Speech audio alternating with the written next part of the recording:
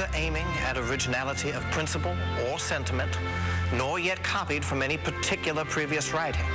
It was intended to be an expression of the American mind, and to give to that expression the proper tone and spirit called for the occasion.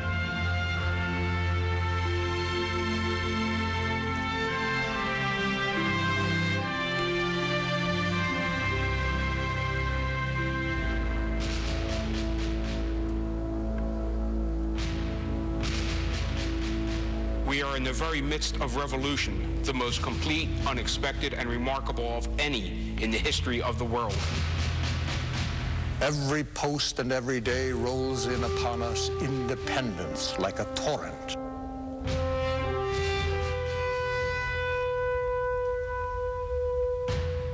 Our obligations to our country never cease, but with our lives. We must all hang together, or most assuredly we shall all hang separately. Why is it we hesitate? For God's sake, let us come to the final separation. The birthday of the new world is at hand. The tree of liberty is watered with the blood of patriots and tyrants both.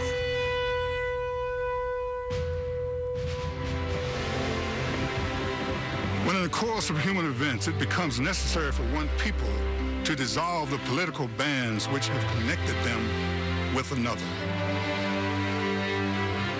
and to assume among the powers of the earth the separate and equal station to which the laws of nature and nature's God entitle them. A decent respect to the opinions of mankind requires that they should declare the causes which impel them to the separation. We hold these truths to be self-evident. That all men are created equal. That they are endowed by their Creator with certain unalienable rights. That among these are life, liberty, and the pursuit of happiness. That to secure these rights, governments are instituted among men, deriving their just powers from the consent of the governed. That whenever any form of government becomes destructive of these ends, it is the right of the people to alter or to abolish it and institute new government. laying its foundations on such principles and organizing its powers in such form. As to them shall seem most likely to effect their safety and happiness.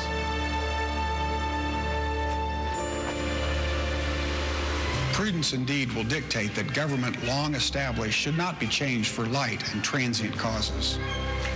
And accordingly, all experience hath shown that mankind are more disposed to suffer, while evils are sufferable, than to right themselves by abolishing the forms to which they are accustomed.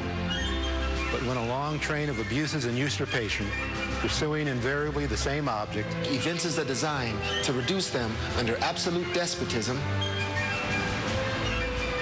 it is their right, it is their duty to throw off such government and to provide new guards for the future security. Such has been the patient sufferance of these colonies. And such is now the necessity which constrains them to alter their former systems of government. We, therefore, the representatives of the United States of America, in General Congress assembled, appealing to the supreme judge of the world for the rectitude of our intentions, do in the name and by authority of the good people of these colonies, solemnly publish and declare that these united colonies are, and of right, ought to be free and independent states. That they are absolved from all allegiance to the British Crown. And that all political connection between them and the state of Great Britain is and ought to be totally dissolved. And as free and independent states, they have full power to levy war, conclude peace, contract alliances, establish commerce, and to do all other acts and things which independent states may of right do. And for the support of this declaration, with a firm reliance on the protection of divine providence, we mutually pledge to each other our lives, our fortunes, and our sacred honor.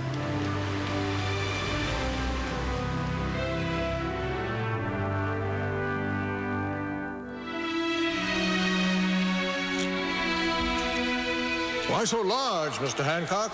So that Fat George can read it all the way from London without using his spectacles. On this day, we light a great torch of freedom. Huzzah! I am an American. We are Americans. Our citizenship in the United States is our national character. Our citizenship in any particular state is only our local distinction. By the latter, we are known at home. By the former, to the world. Our great title is Americans.